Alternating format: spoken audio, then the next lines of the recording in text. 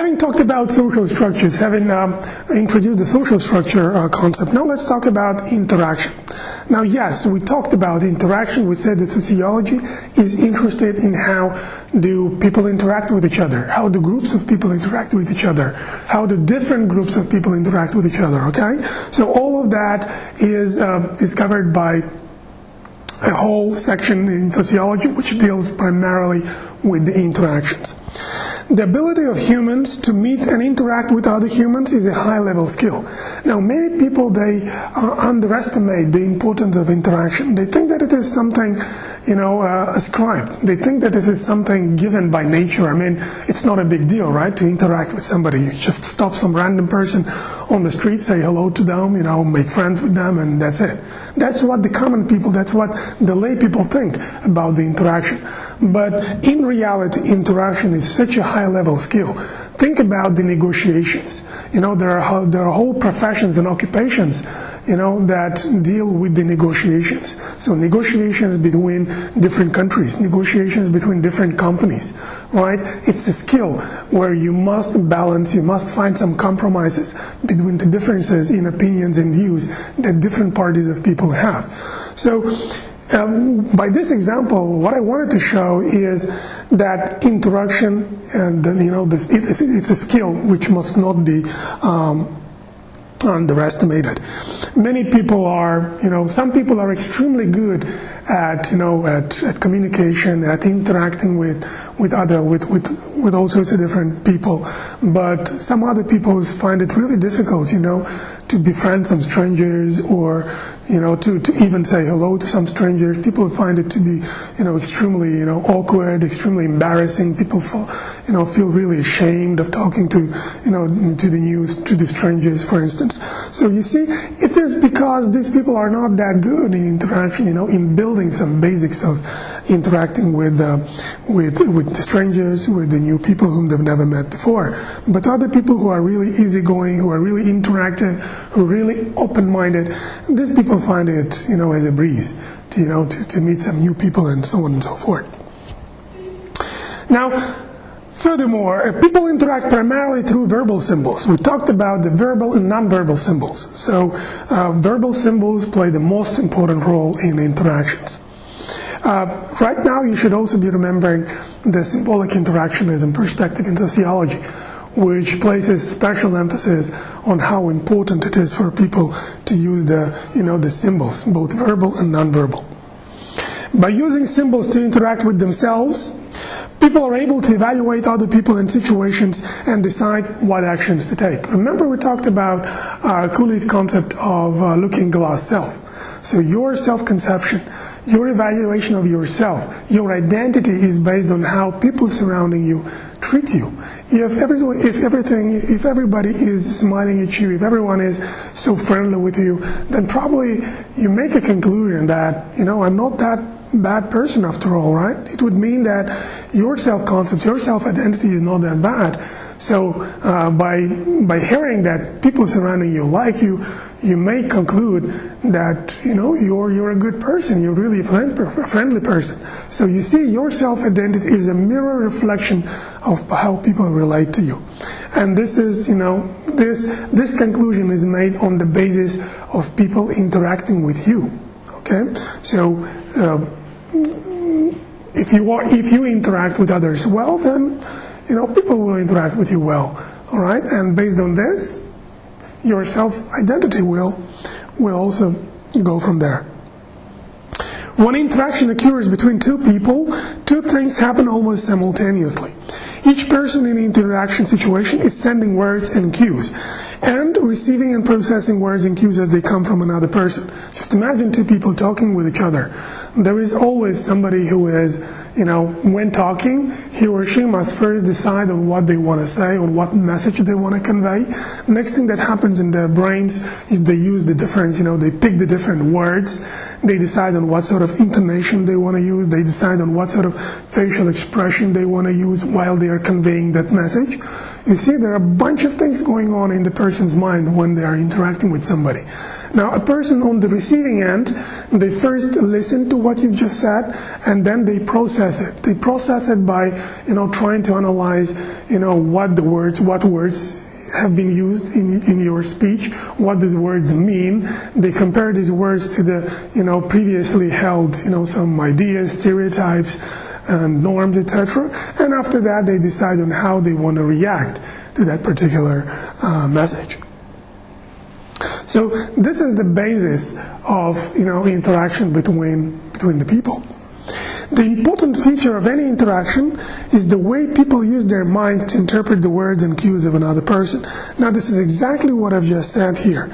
The interaction between the two people is partially open to their own creativity and inventiveness, but it's also patterned by the norms that prevail in the society. So you see, half of your interaction skills is, interaction skills is given by your own creativity and inventiveness, but another half of your interaction is determined by the context. Okay, it's determined by the culture which you possess. It is determined by the person, by the qualities, by the personality, the characteristics of the person you're talking to. Right? Remember, if you were talking to some working class person, then probably you should avoid using some, professional terminology, some, very complicated words, because these people may not necessarily have the higher education in order to understand, this very specialist language. Same thing applies if you are talking to some specialist audience. In this case, you must refrain from using some, lay words and instead using some, professional terminology. Now let's look at the statuses and the roles, because in the interaction, something that people usually take into account is their status and the status of the person they're talking to, as well as the roles. Alright? So the status is a socially recognized position in the social system. A role, on the other hand, is the behavior that is generally expected of one who occupies a particular status. My status here, standing in front of you, is being your professor. Right? There are a bunch of duties, and responsibilities associated with my status. But there is also a specific set of roles which I am playing. My roles are determined by your expectations, my students. You have some expectations of what a person who is occupying the status of a professor should be doing. You expect me to be very well prepared for the classes. You expect me to grade your works, fairly and decently. You expect me to give you some readings and to evaluate your work, right? So these are my roles. Gender is always a status that carries with it some expected behaviors.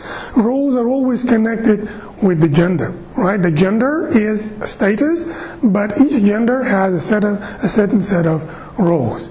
So it gets really controversial when people start talking about the roles associated with being a man or a woman. Many people in Kazakhstan, for example, believe that being a woman means, looking after the house, taking care of the baby, the children, doing all the dishwashing, doing all the housework and stuff like that.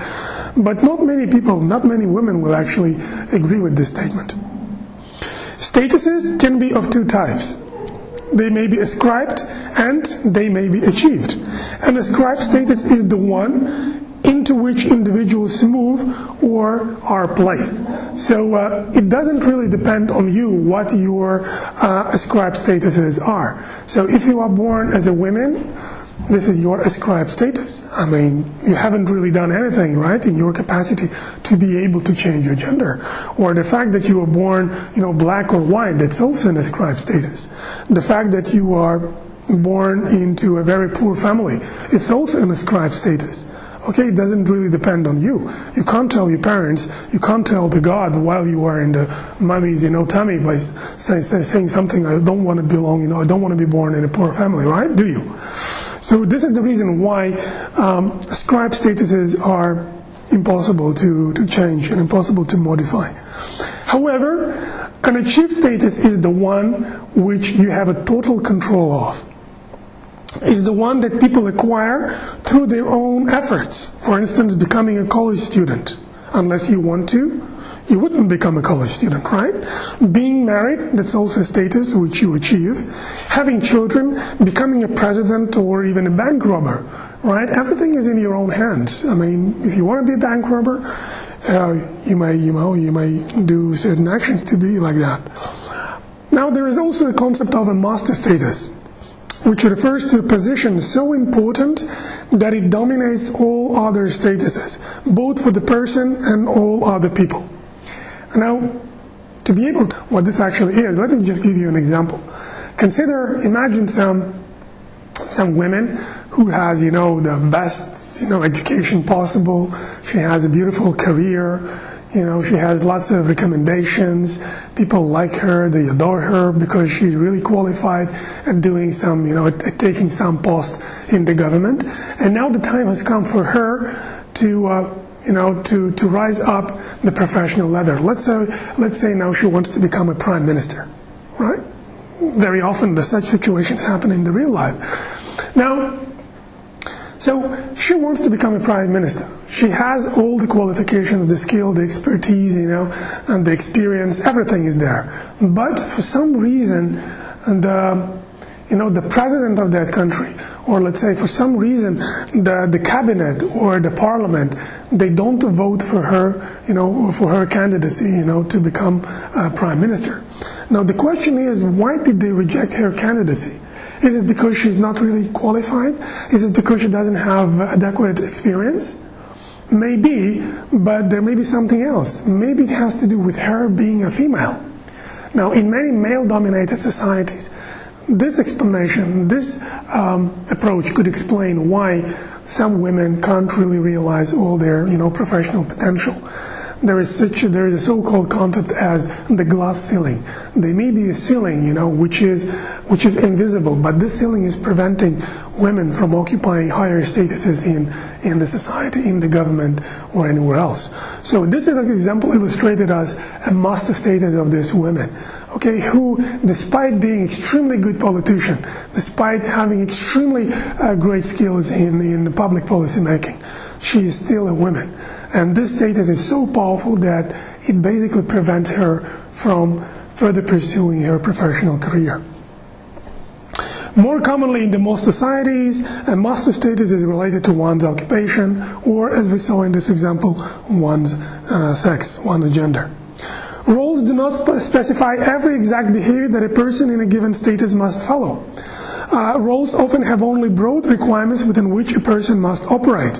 People don't simply conform to role expectations. People are creative, right? Remember when we were talking about the action perspective, which basically said that human action is creative. So you don't have to blindly follow the role expectations that people have of you. Okay, you are able to change the people's expectations of some particular role. This is exactly what the feminist movement people are doing, right? They want to change the people's expectations of the women's roles, right? This global international feminist movement, they're all trying to tell the world that stop treating women as if they were physically unable, physically incapable of doing the male-dominated jobs. Don't think of women as if they are the followers. Don't think of the women as if it's their sole responsibility to do the housework, to take care of the children.